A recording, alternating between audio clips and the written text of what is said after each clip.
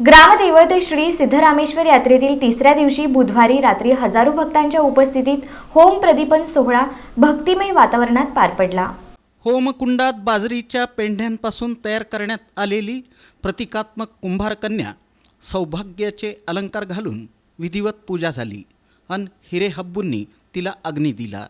होमकुंडातून ज्वाला बाहेर येताच बोला बोला एकदा भक्तलिंग हर्र बोला हर्र सिद्धेश्वर महाराज की जयचा जय जयकार करत हजारो भक्तांच्या उपस्थितीत श्री सिद्धेश्वर यात्रेतील तिसऱ्या दिवशी रात्री होम प्रदीपन सोहळा मोठ्या भक्तिमय वातावरणात पार पडला।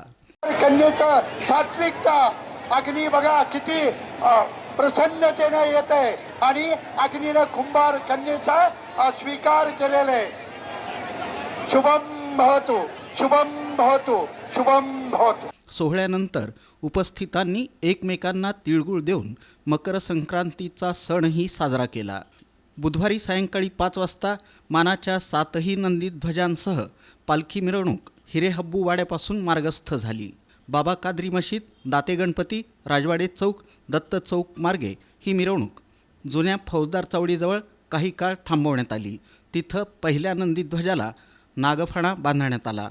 हा मानाचा नंदीध्वज उचलून देणाऱ्या मास्तरांचा आणि पेलणारे सोमनाथ मेंगाणे यांचा सन्मान करण्यात आला। त्यानंतर ही मिरवणूक माणिक चौक, विजापूर्वेस, मार्कंडेय मंदिर, पंचकट्टा, सिद्धेश्वर प्रशाला, मार्केट पोलीस चौकी मार्गे होमविधी स्थळी आला।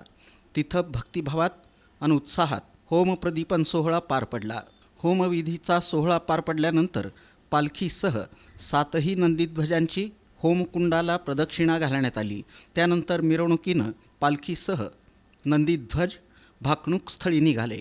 यावेळी पंच कमिटीचे सदस्य, यात्रा समितीचे पदाधिकारी, सदस्य आणि विविध क्षेत्रातील मान्यवर उपस्थित होते। मिरवणूक मार्गावर पोलिसांनी चोख बंदोबस्त ठेवल्यानं कुठलाही व्यत्यय आला नाही।